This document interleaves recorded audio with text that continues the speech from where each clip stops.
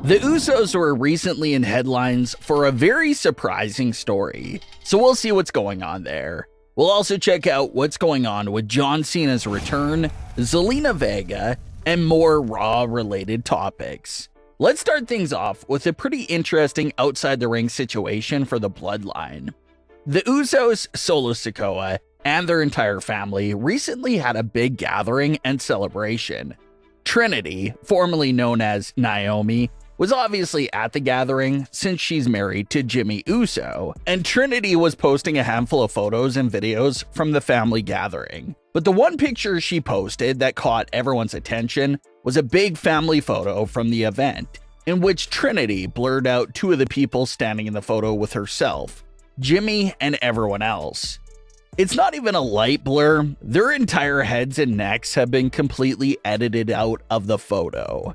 But judging by some of their tattoos that are still visible on their arms, fans have to assume that the two edited out individuals are Jey Uso and Solo Sikoa. So why did Trinity edit them out? Well, it's obviously to give some respect to their current ongoing WWE storyline and keep it feeling alive and real. Within the WWE Universe world, Jey Uso is obviously at war with his family. He laid out both of his brothers, laid out his cousin, and quit the entire family and company.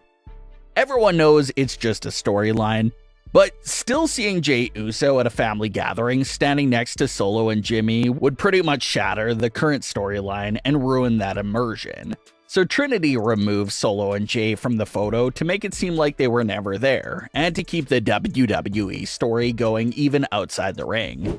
Of course, Trinity is no longer a WWE talent, so she didn't have to do that, but everyone respected that gesture from her to keep the story alive. As far as things go with the Usos, Jimmy will be making an appearance on the August 25th edition of SmackDown to react to Jey quitting the WWE and keep the story going. We'll have to see how they plan on keeping the story going through, because a lot of crucial characters and pieces are currently off of WWE television. Roman Reigns currently isn't scheduled for Payback and doesn't have any SmackDown appearances scheduled for the immediate future. And of course, no one really expects Jey to return to WWE television this quickly after quitting the company. So it appears that it's just going to be Paul Heyman, Solo Sikoa, and Jimmy Uso that'll be around to keep things going until Jey and Roman returns to the story. Zelina Vega has been thriving and having the best WWE run of her career since joining the LWO. But Zelina was recently asked by Wrestling Binge if she wants another woman to be alongside her in LWO. Zelina had this to say in response to that idea, quote, "You know what? I will take a line from Batman and Poison Ivy," she said. "As I told Lady Freeze when I pulled her plug, this is a one-woman show. I'm okay with being the first and only woman in LWO, but you never know. I am very happy with how things are right now," end quote. So it looks like Zelina Vega wouldn't mind either direction for LWO. It seems like she really does enjoy being the one-woman show for the faction, but it looks like if the opportunity ever presented itself for another woman to join LWO, she would welcome them right in with open arms. And adding another woman to the group does grow LWO's chances of bringing in more gold to the family. You've already got Rey Mysterio with the United States title. You could potentially have Zelina and her partner go after the women's tag team titles to bring them back to LWO. So it would be a fun idea to possibly explore down the line.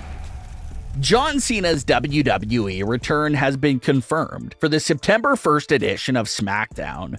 The announcement of John Cena's return comes at an interesting time because reports were just wondering if WWE television would violate the actor strike for those bigger WWE Hollywood stars.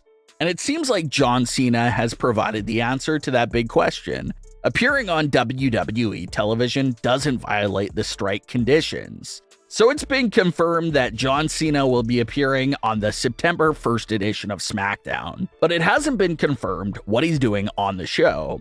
Last time John Cena was in a WWE ring was back at Money in the Bank, where he got interrupted by Grayson Waller. They had a great interaction there that ended with John Cena hitting Waller with an attitude adjustment.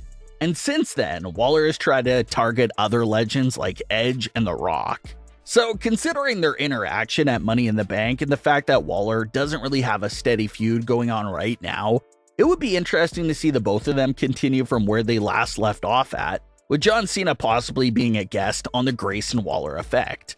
What's also confirmed is that John Cena will be competing at WWE's Superstar Spectacle in India on September 8th.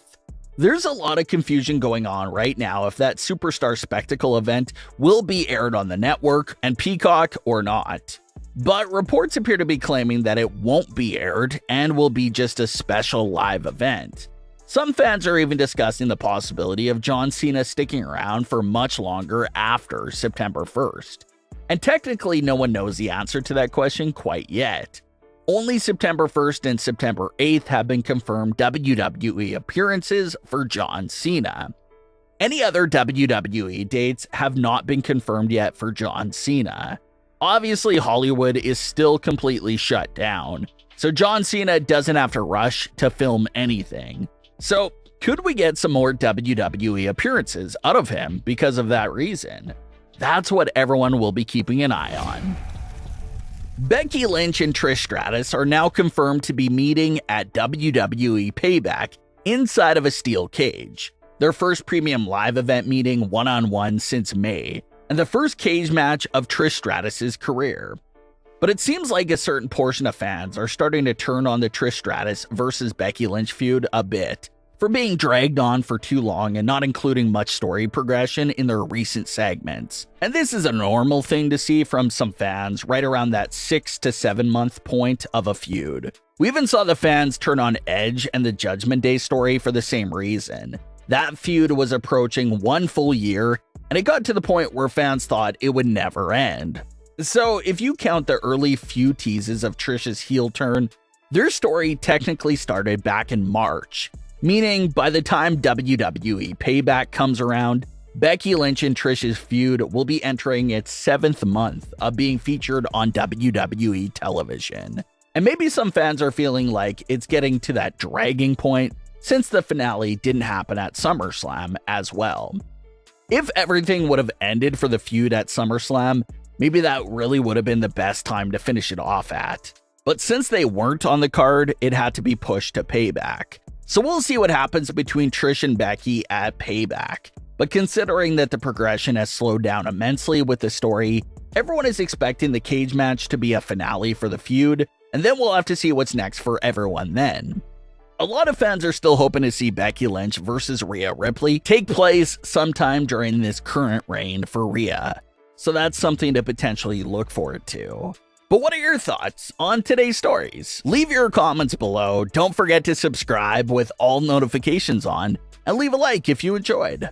Thanks for watching, guys.